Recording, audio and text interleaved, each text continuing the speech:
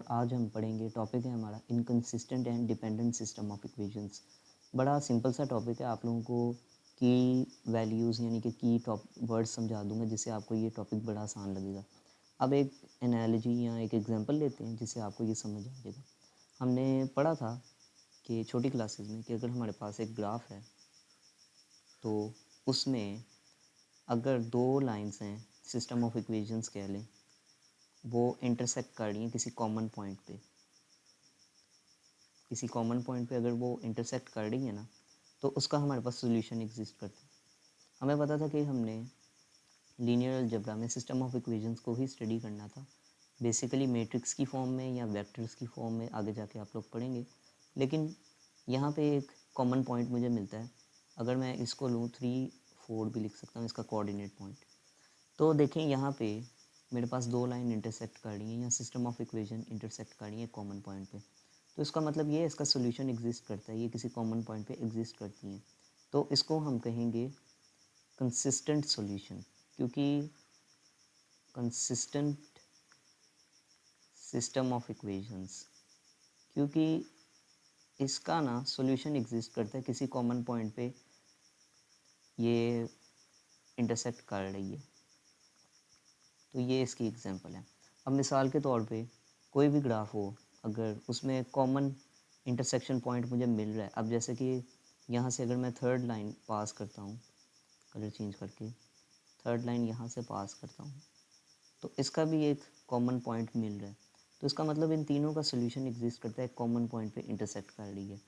बहुत easy topic है ये, आगे चलते हैं। अब देखते हैं इनकंसिस्टेंट क्या होता है। उससे पहले हम देखेंगे इनकंसिस्टेंट से कि अगर एक प्लेन है हमारे पास, यहाँ पे कोऑर्डिनेट पॉइंट है, उस पर एक कोऑर्डिनेट पॉइंट है, तो दो लाइनें हैं मेरे पास, यहाँ पे यहाँ सिस्टम ऑफ इक्वेशंस है, यहाँ से ये पास हो रही है और एक दूसरे के पैरेलल हैं, या इधर कर लेते हैं पैरेलल हैं। तो अगर ये पैरेलल हैं तो ये तो किसी इंटरसेक्ट पॉइंट पे कर ही नहीं रही, एक दूसरे को कट ही नहीं कर रही, क्रॉस ही नहीं कर रही एक दूसरे से। तो इसका मतलब है कि इसका कोई सोल्यूशन नहीं बनता, क्योंकि ये किसी कॉमन पॉइंट पे इंटरसेक्ट नहीं करती। हमने छोटी क्लासेस में पढ़ा था कि इंटरसेक्शन पॉइंट हमने ऑब्टेन कैसे करना है, सब्स्टिट्यूशन से हमें मिलता है, सब्स्टिट्यूशन से हमें आता है, या रॉ रिडक्शन जो मेरी पिछली वीडियो है उससे आ जाता है हमारे पास, रॉ रिडक्शन करते हैं हम उससे आता है, या हम सिस्टम ऑफ इक्वेशंस को सॉल्व करके किसी भी तरीके से और भी ऑब्टेन कर सकते हैं। सब्स्टिट्यूशन से भी कर सकते हैं और रॉ रिडक्शन से भी कर देते हैं, मेट्रिसेस को भी सॉल्व करके कर सकते हैं, लेकिन बेसिकली मेट्रिसेस हम रॉ रिडक्शन से भी करते हैं, तो वेक्टर से भी करते हैं हम, ठीक है। लेकिन फिर भी ये दोनों इंटरसेक्ट कर ही नहीं रही किसी पॉइंट पे, तो इसका मतलब ये है कि इन दोनों का कोई सोल्यूशन नहीं है, नो सोल्यूशन। इन दोनों का कोई सोल्यूशन नहीं है क्योंकि ये कोई इंटरसेक्शन पॉइंट पे कट ही नहीं कर रही है एक दूसरे को।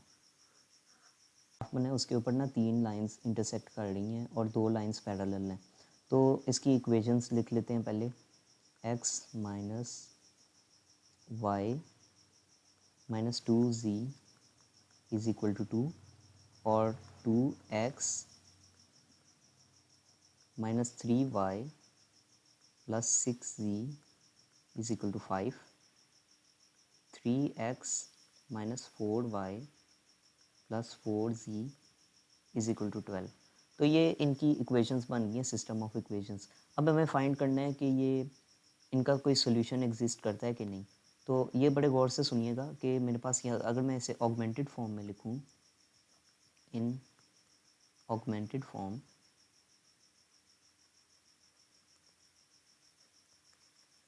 ऑगमेंटेड फॉर्म में हम पहले इसको लिख लेते हैं। यहाँ पे हमारे पास 1 है, नीचे 2 आ जाएगा, और ये 3 माइनस 1 माइनस 3 माइनस 4 माइनस 2 6 4, और ये बार आ गया कांस्टेंट का, और ये 5 और ये 12। तो अगर हम देखें मैंने ऑगमेंटेड फॉर्म में लिख लिया, लेकिन जब आप इसको रॉ रिडक्शंस करेंगे यानी कि रॉ ऑपरेशंस अप्लाई करेंगे, जो कि मैंने गॉसियन एलिमिनेशन और गॉसियन जॉर्डियन एलिमिनेशन करवाई है पिछली वीडियो में, तो आपको पता चलेगा कि इसका सोल्यूशन एग्जिस्ट नहीं करता, और वो ऐसा कुछ आ रहा है, रॉ रिडक्शन रॉ रिडक्शन के बाद कुछ इस तरह का सोल्यूशन आएगा। मैं टाइम बचा रहा हूँ इसलिए आप लोग ये खुद सॉल्व करके भी देख सकते हैं अगर नहीं किसी को यकीन और अगर वो खुद करना चाहते हैं। तो इसका सोल्यूशन कुछ ईयर है 1 - 1 - 2 बार 2 0 1 -10 और इसका -1 और एंड वाली सारी रो 0 0 और ये 5। अब अगर गौर करें तो ये गाउसियन एलिमिनेशन की फॉर्म में आई है, गाउसियन एलिमिनेशन की फॉर्म में।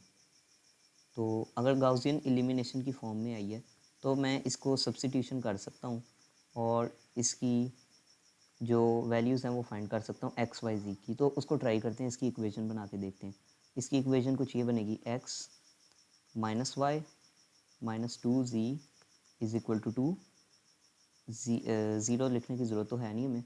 y - 10z is equal to -1 और इसकी जो नीचे वाली है सारी रोज़ तो वो तो ज़ीरो हैं।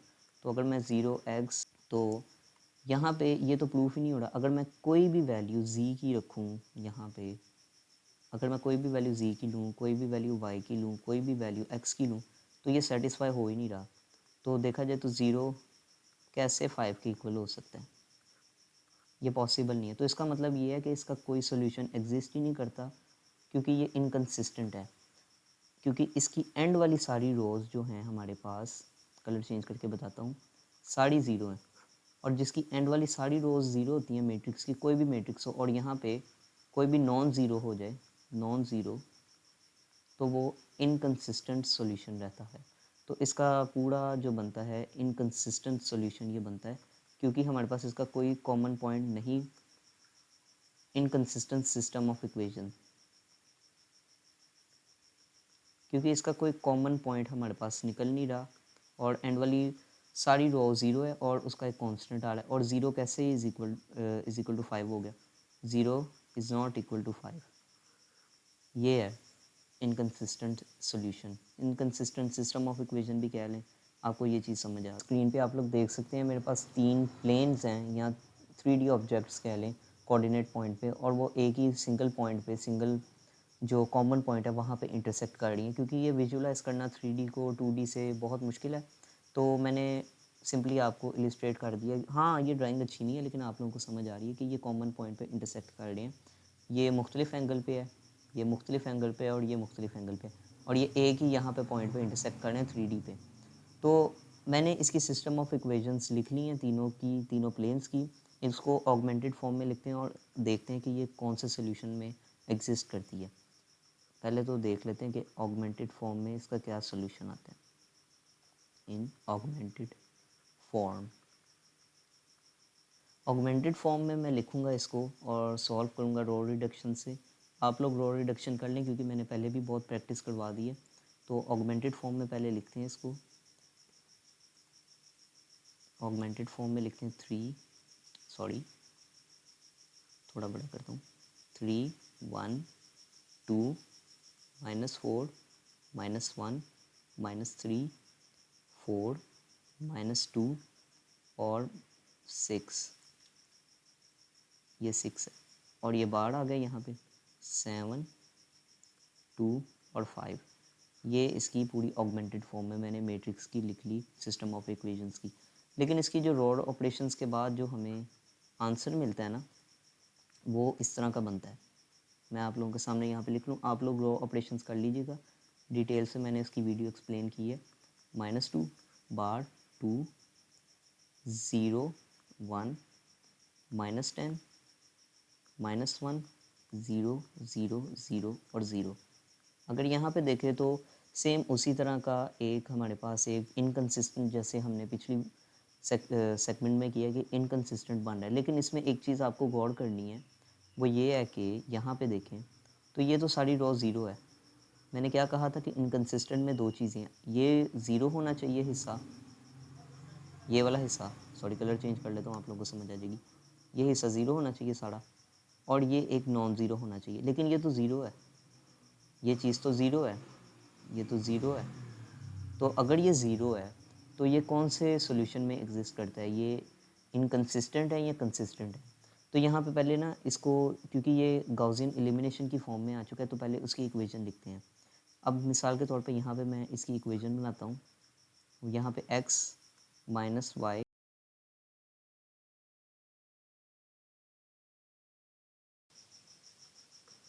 अब मैंने गाउसियन एलिमिनेशन फॉर्म में इसकी जो इक्वेशंस हैं वो लिख ली हैं। अब देखते हैं इसको सॉल्व करके सब्स्टिट्यूशन से कैसे निकलेगी।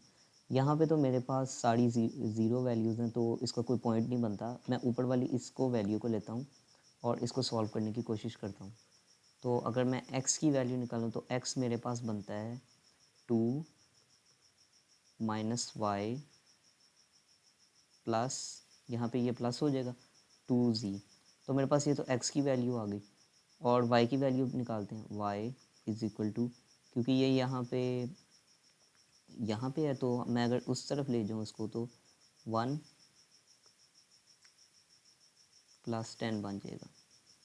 तो यहाँ पे अगर देखें तो ये माइनस है, तो ये कट के y इज़ इक्वल टू 9 बन जाएगा। इसी तरह ही अगर मैं इसको नीचे लेके जाऊँ तो यहाँ पे मेरे पास एक्स वाई जी की वैल्यू इसी तरह आ रही है।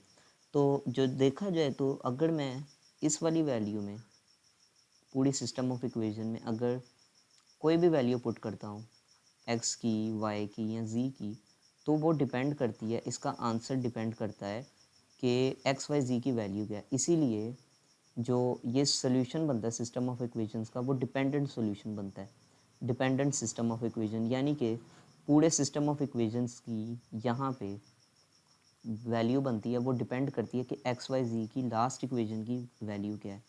तो ये डिपेंडेंट सोल्यूशन बनता है। इधर लिख देता हूँ, आप लोगों को पता चल जाएगा। Dependent solution, dependent